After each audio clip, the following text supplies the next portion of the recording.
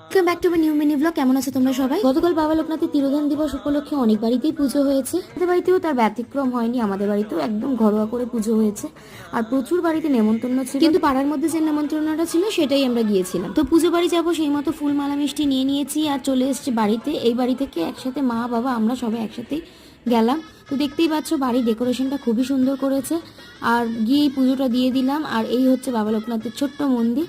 দেখো কি সুন্দর সাজিয়েছে বাবা লোকনাথকে। গিয়ে আমরা আমপন্না শরবত নিয়ে নিয়েছি, তারপর একটু আয়নায় ঢং করে নিলাম। আর যেহেতু অনেকটা রাত করে গিয়েছিলাম তাই খেতেও চলে গেছি।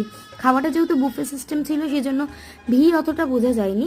তো আমি আর মা গল্প করতে করতে উঠছিলাম। খাবার জায়গাটা ছিল 4 তলার উপরে, আর ওটাই মায়ের একটু সমস্যা হচ্ছিল যেহেতু পায়ে ব্যথা। যাই হোক, মেনুটা ভালোই ছিল। কড়াইশুটির কচুরি, যেটা আমার ভীষণ ফেভারিট, ছোলার ডাল, আলুর দম, ফ্রাইড রাইস সবই ছিল মোটামুটি। খাওয়া দাওয়ার পর দোদো নিয়েছে একটা আইসক্রিম, দেখো খেয়ে দিয়ে নাচছে। তো আজকের মতো ব্লগটা এখানেই শেষ করছি। টাটা, দেখা হচ্ছে নতুন ব্লগ।